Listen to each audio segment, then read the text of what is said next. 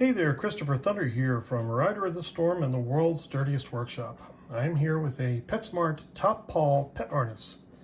Now these come in, I believe, 4 sizes, and it's very hard to get a medium-sized one onto a small dog.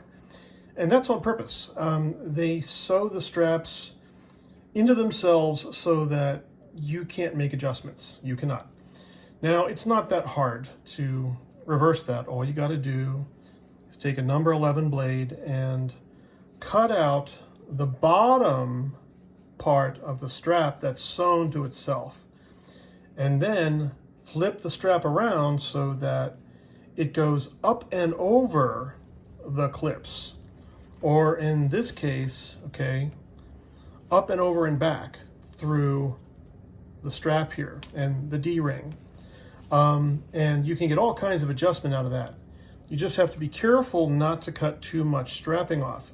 Cut off about 1 inch at a time and work out all the problems with your pet, and then eventually you'll get it to fit.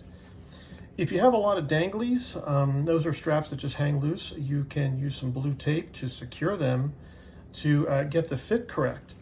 If you accidentally cut off too much and you go back and try it on the other dog and you go, oh no, well, you're just going to have to sew on another extra strap, or cut it back to here and sew on a really long strap to make it fit again.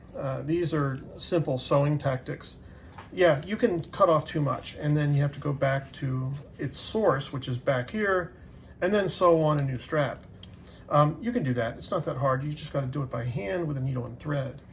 Now, what I've done is I've taken a medium-sized harness and I've converted it into a super small harness for a cat.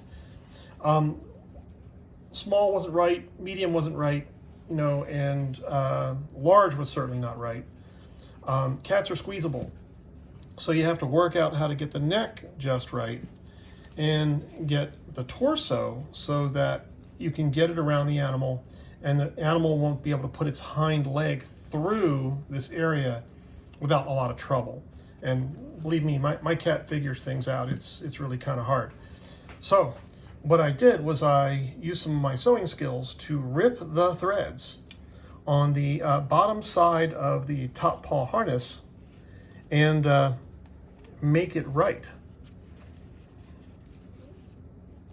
You can see there that that actually looks pretty good.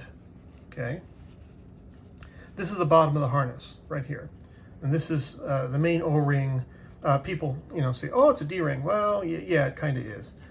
So you want to make sure that you just run that through from the top, right, through the bottom, and then where it might be double sewn in here, right, fold it over and sewn into the strap. You want to make sure that you cut through that. You can see the X here. That's where I cut through that. And then you can cut about 1 inch off. You want to leave this dangling first when you first try it on the pet. And then you want to secure it with blue tape so that you haven't cut off too much. Now here I've cut off quite a bit here, but I have a feeling this is still going to work with a cat.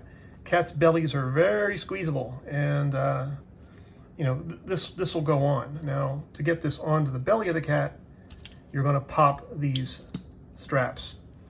So the way this goes onto the animal is you put the cat's head through it and then put it under its belly and clip, and you're done.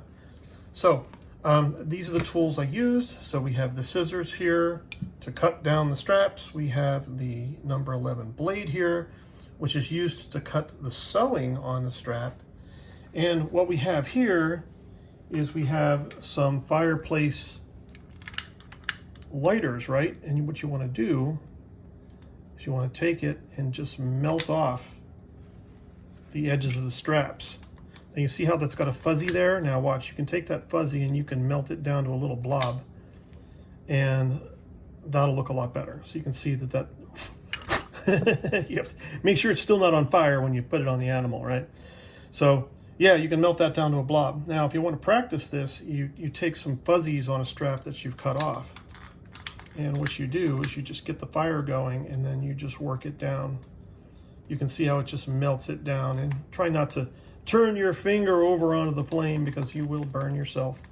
So this is how it's done. This is how you modify these top paw animal harnesses to go from one size to another.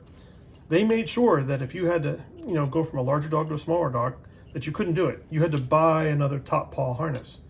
Well, I'm telling you how to cut the sewing. See where the X is here?